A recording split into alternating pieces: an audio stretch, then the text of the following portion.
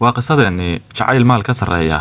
xalqadeennii toddobaad waxaynu maraysay kadib markii ibraahim diiday lacagtii aabbaha hodan wuu xanaaqay laakiin sidoo kale wuu fikiray wuxuu ogaa in wiilkaas uusan fududayn in lagu cabsi geliyo ama lagu iibsado lacag markaas ayuu naftiisa ku yidhi wiilkan saboolka ahi wuu adag yahay laakiin qof kasta wuxuu leeyahay meel uu ka jilicsan yahay wuxuu bilaabay inuu qorshe cusub sameeyo qorshe uusan si toos ah u muujin subaxdii xigtay aabbaha hodan wuxuu wacay nin saaxiibkiis ah oo aad u yaqiinay ninkaasi wuxuu ahaa nin ganacsado ah oo ay aad saaxiib u ahaayeen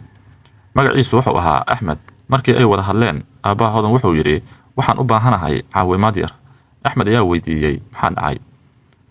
aabbaha hodan ayaa si tartiiba u yidhi gabadhayda waxay la kulantaa wiil sabool ah axmed ayaa qoslay wuxuu yidhi arrintaasi ma adkaan karto in la xalliyo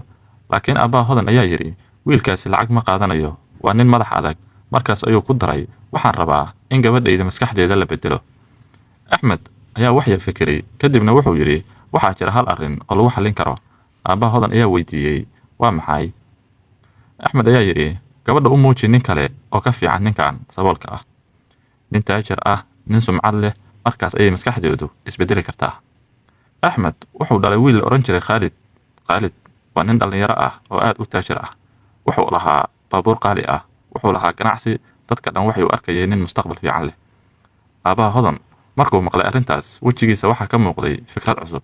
aabbaha hodan ayaa yidhi taasi waa fikrad wanaagsan waxaan rabaa inay isbartaan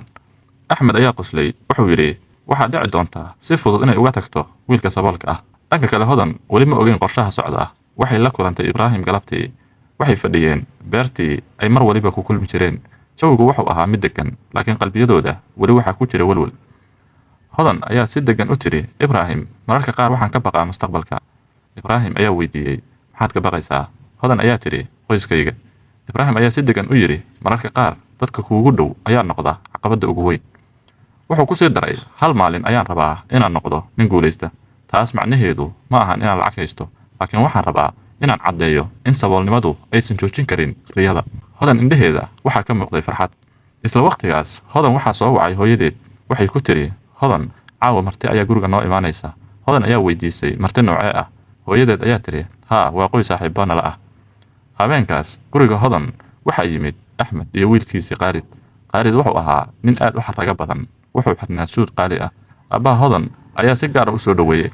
markii hodan qolka soo gashay aabbaheed ayaa yidhi hodan kan waa khaalid tan waa gabadhayda khaalid ayaa dhoolla caddeeyey wuxuu yidhi waan ku faraxsanahay inaan la kulmo hodan si edeb leh ayay u salaantay laakiin qalbigeeda meel kale ayuu joogay